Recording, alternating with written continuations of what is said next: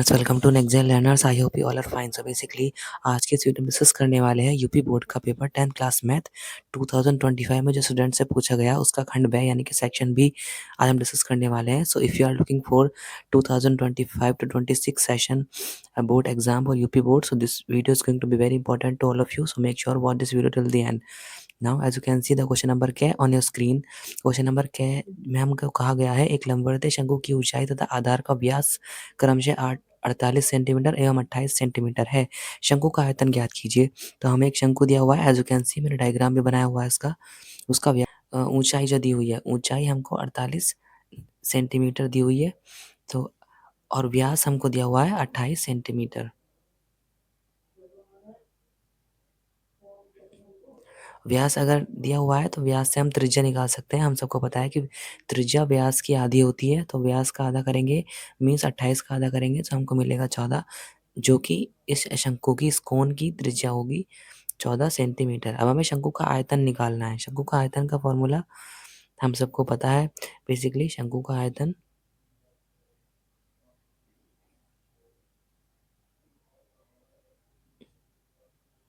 Is equal to 1/3 pi r square H.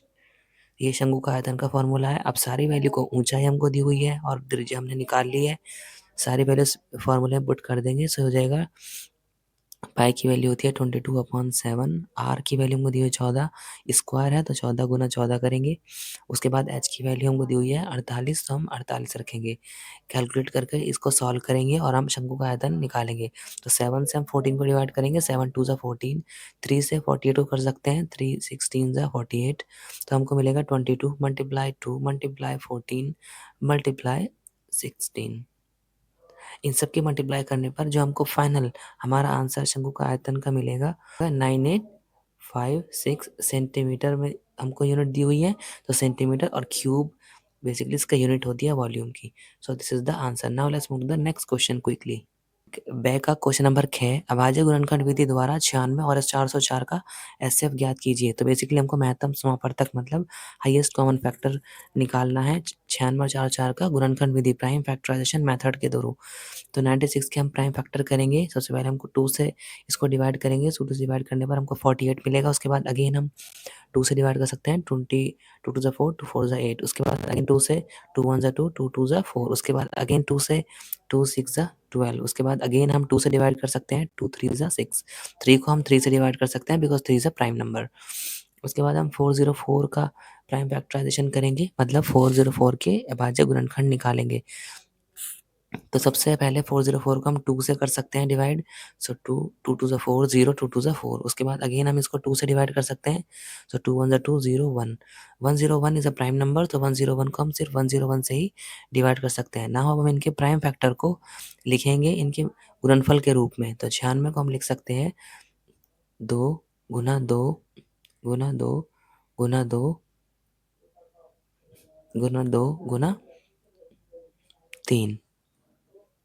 उसके बाद हम 404 को लिखेंगे, 404 को हम लिख सकते हैं 2 गुना 2 गुना 101। अब हमें एचसीएफ अगर निकालना है, एचसीएफ निकालने के लिए हम क्या देखते हैं कि दोनों ऐसे फैक्टर जो दोनों में कॉमन है वो हम देखेंगे। So as you can see, एक 2 का एचसीएफ निकालने के लिए एक 2 का ये वाला पेयर कॉमन है और दूसरा ये वाला पेयर, इसके अलावा कुछ और कॉमन इसमें नहीं है। सो इन पेयर में से हम एक नंबर लेंगे, उसमें से भी एक और इसमें से भी एक, यानी कि 2 मल्टीप्लाई 2 2 मल्टीप्लाई 2, और मल्टीप्लाई करने पर हमको एचसीएफ जो मिलेगा वो होगा 4। तो 96 और 4 का एचसीएफ 4 आ जाएगा। Now let's move to the next question quickly. So now as you can see question number ग on your screen. Question number ग में हमको दिया हुआ है बिंदुओं -1 7 और 4 -1 को मिलाने वाले रेखाखंड को 2:3 के अनुपात में विभाजित करने वाले बिंदु के निर्देशांक ज्ञात कीजिए। तो इस ज्यामिति से हमारा क्वेश्चन पूछा गया है। सो हम देखेंगे इसको कैसे सॉल्व करेंगे। सो अगर हमारे पास 2 पॉइंट हैं x1 y1 और दूसरा है x2 y2, और हमारा रेशियो यानी कि अनुपात जो है वो है m/n, यानी कि m अनुपात 1। तो इसके बिंदु के निर्देशांक का फॉर्मूला हमको पता होना चाहिए सूत्र का। तो सूत्र हमारा होता है mx2 plus nx1 upon m plus n। इससे हम x के कोऑर्डिनेट निकाल सकते हैं और y के लिए my2 plus n y one upon m plus n. So इस फॉर्मूले का यूज़ करके ही हम इस क्वेश्चन को सॉल्व कर सकते हैं। सो हमारे 2 पॉइंट जो दिए हो गए हैं वो -1 7 है, तो x1 y1 हम इनको मानेंगे और 4 - 3 को x2 और y2 और 2:3 को m और n लेकर चलेंगे। सो इन सब की वैल्यू अब फॉर्मूले में सिर्फ पुट करेंगे। सो m 2 है, x2 हमारा 4 है, प्लस n हमारे पास 3 है, तो 3 लिखेंगे, मल्टीप्लाई x1 हमारा -1 है अपॉन m प्लस n करेंगे तो 2 + 3 हो जाएगा, यानी कि 2 + 3। उसके बाद y के लिए m अगेन सेम वही है 2, y2 हमारा है -3 प्लस n हमारे पास 3 है, y1 हमको दिया हुआ है 7 अपॉन m प्लस n 2 + 3 करेंगे।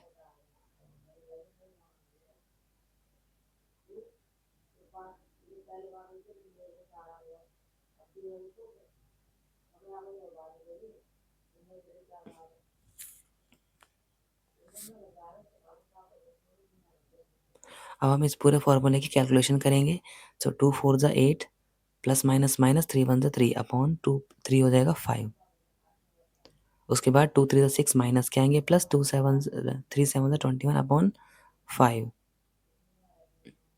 सो 8 में से 3 माइनस करेंगे 5 अपॉन 5 आ जाएगा, -6 + 21 करेंगे तो 15/5 होगा।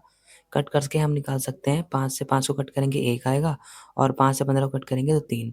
सो बिंदु के निर्देशांक आ जाएंगे हमारे पास 1 और 3। Now let's move to the next question quickly. यदि साइन अल्फा बराबर 1/2 और कॉस बीटा बराबर 1/2 हो तो अल्फा प्लस बीटा का मान ज्ञात कीजिए। तो हमको 2 ट्रिग्नोमेट्री रेशियो दिए हुए हैं, साइन अल्फा और कोस बीटा। इससे हमको अल्फा प्लस बीटा की वैल्यू निकालनी है। तो साइन अल्फा हमको दिया हुआ है 1/2। साइन अल्फा 1/2 कब होगा? साइन जब थीटा हमारा 30 होगा। तो sine alpha is equal to sine 1/2 की जगह हम साइन 30 रख सकते हैं, क्योंकि साइन 30 की वैल्यू 1/2 होती है। तो यहाँ से अल्फा बराबर आ जाएगा हमारा 30 डिग्री, यानी कि 30। इसके बाद हम बीटा की वैल्यू निकालेंगे कॉस बीटा से। तो कॉस बीटा को लिखूंगा इधर हम, कॉस बीटा बराबर 1/2। अब कॉस बीटा 1/2 कब होगा? जब कॉस की वैल्यू, जब थीटा हमारा 60 डिग्री होगा। तो यहाँ पर हम लिख सकते हैं कॉस 60, क्योंकि कॉस 60 की वैल्यू होती है 1/2। उसके बाद यहाँ से बीटा की वैल्यू हमारे आ जाएगी 60 डिग्री। अब हमें सिर्फ अल्फा प्लस बीटा करना है। सो अल्फा हमारा 30 है और बीटा हमारा 60 है, तो दोनों को हम प्लस कर देंगे तो 30 + 60 हमारा जो आंसर हो जाएगा 90 degree. Now let's move to the next question quickly. Now question number डैम हमको दिया हुआ है, बिंदु P -6 8 की मूल बिंदु से दूरी ज्ञात कीजिए। तो सबसे पहले हमको मूल बिंदु पता होना चाहिए।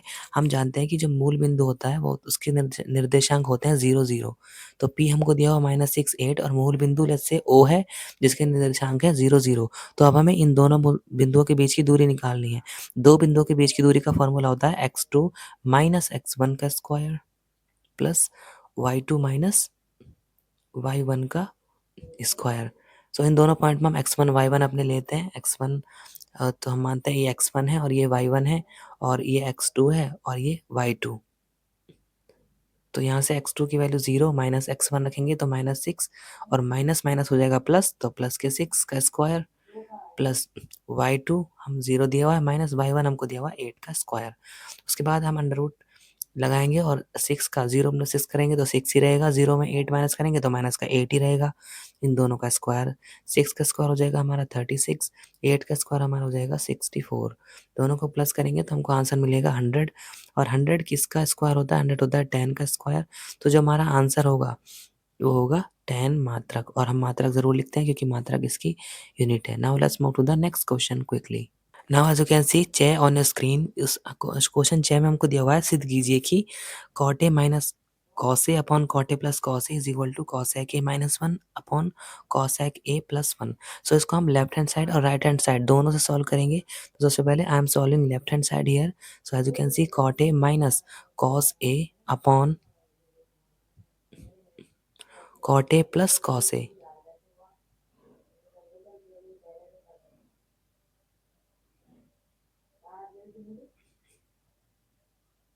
सो हम कॉट ए की हम जानते हैं कॉट ए होता है हमारा cos a upon sine A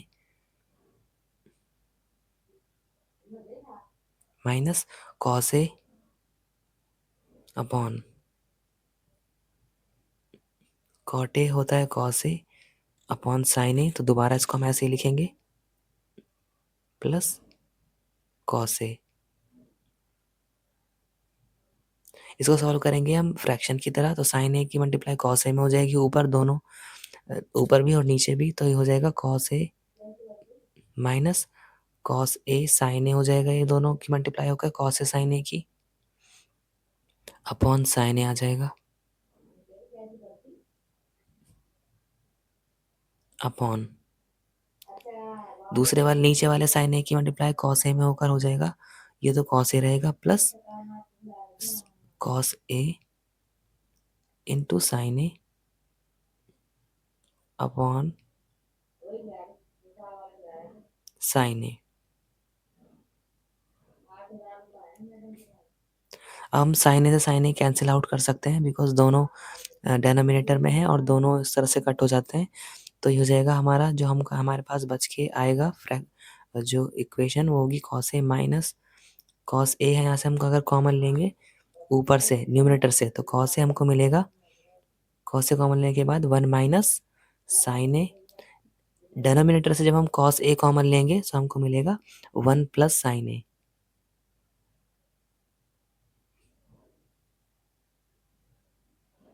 cos A से कॉस ए कैंसिल आउट हो जाएगा, तो हमको फाइनल जो हमारा फ्रैक्शन में जो हमारा एक्सप्रेशन मिलेगा वो हो जाएगा 1 minus sine a upon 1 plus sine a. सो यहाँ तक हमारी लेफ्ट हैंड साइड सॉल्व हो चुकी है। अब हम राइट हैंड साइड को सॉल्व करेंगे सेम एज इट इज, तो I am writing here right hand side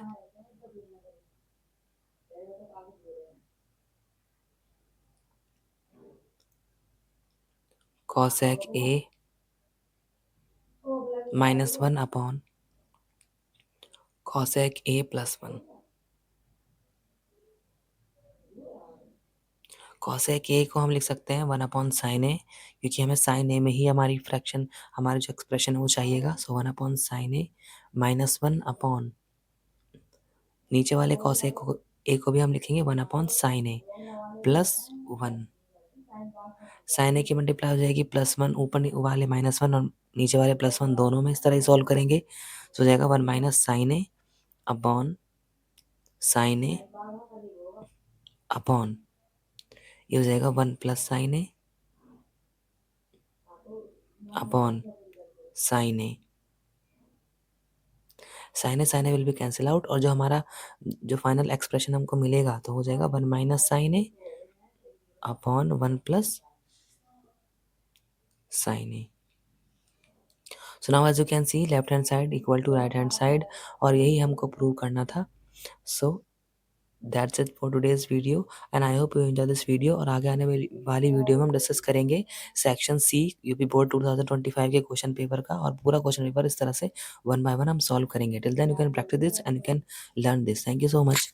Learning made easy, one class at a time. If this helped you today, stay connected. More smart learning is just a click away. And don't forget to like, share, and subscribe. Next Gen Learners. See you in the next one. Bye.